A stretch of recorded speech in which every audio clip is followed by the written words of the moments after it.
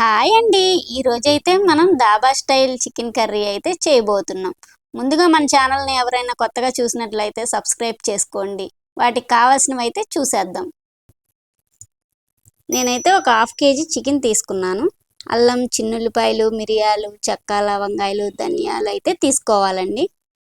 2 పెద్ద సైజు ఉల్లిపాయలు సన్నగా కోసుకోవాలి. ఉప్పు, కారం, పసుపు, కొత్తిమీర, పుదీనాకు, పెరుగు,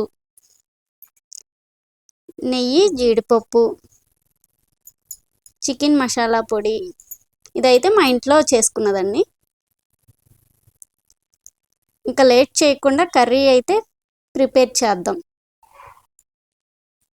చికెన్లో అయితే పెరుగు వేసుకొని కలుపుకోవాలి. అల్లం వెల్లుల్లి పేస్టు, పుదీనా, కొత్తిమీర వేసుకొని బాగా కలిసేలాగా కలుపుకోవాలి. ఇలా కలిపిన దాన్ని ఒక అరగంట పక్కన పెట్టుకోవాలి. మిక్సీలో అల్లం, వెల్లుల్లి వేసుకొని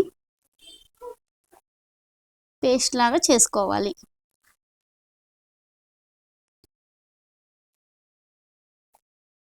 స్టవ్ వెలిగించి కళాయి పెట్టుకోవాలి.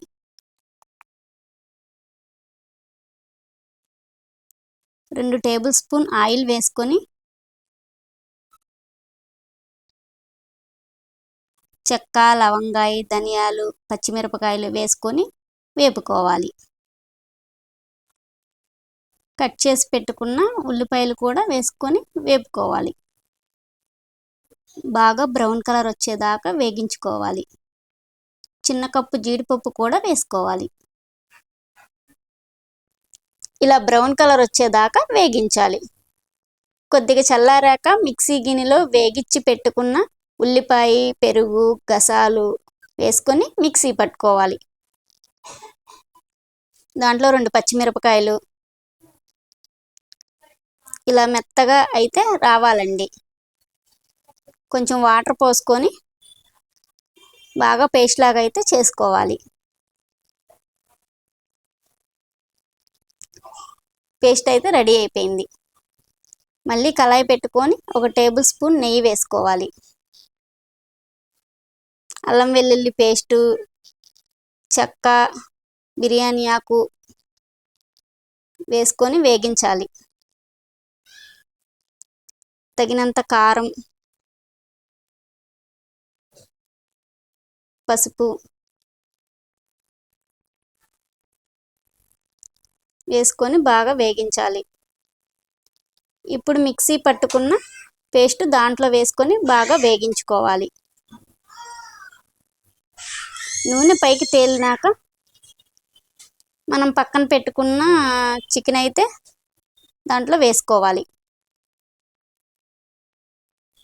బాగా కలిసేలాగా కలుపుకోవాలి. మసాలా అయితే చికెన్ కర్రీకి బాగా కలపాలి. బాగా కలుపుకొని మసాలా పొడి అయితే వేసుకోవాలి.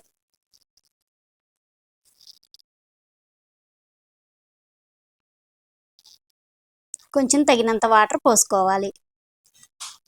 నేనైతే ఫుడ్ కలర్ యాడ్ చేస్తున్నాను.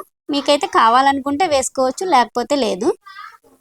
మూత పెట్టుకొని చికెన్ అయితే ఒక అరగంట బాగా ఉడికించుకోవాలి. చికెన్ అయితే ఉడికిందండి. దాంట్లో అయితే నేను కొత్తిమీర, పచ్చిమిరపకాయలు అయితే వేసుకున్నాను టేస్ట్ కోసం. అయితే కర్రీ అయితే ప్రిపేర్ అయిపోయిందండి. కర్రీలోకి నిమ్మకాయ పిండుకొని ఉల్లిపాయ చపాతీలో తింటే టేస్ట్ అయితే చాలా బాగుంటుందండి. మీరు కూడా ఒకసారి ట్రై చేయండి. టేస్ట్ అయితే ఎలా ఉందో చూద్దాం. టేస్ట్ అయితే చాలా బాగా వచ్చిందండి. ఈ వీడియో కనుక మీకు నచ్చినట్లయితే లైక్ చేయండి, సబ్స్క్రైబ్ చేయండి.